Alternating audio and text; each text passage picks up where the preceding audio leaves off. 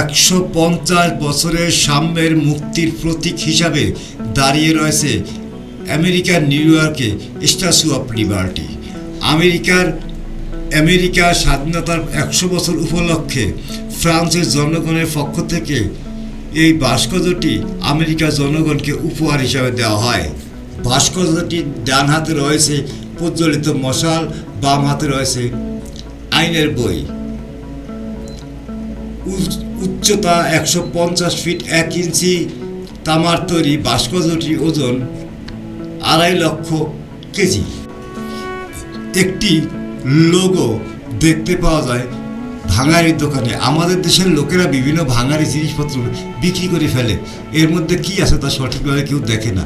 ঠিক এরকম একটি লোগো একটি ভাঙারির দোকানে দেখতে পেয়ে আমার শখ হলো এই ভিডিওটা করার।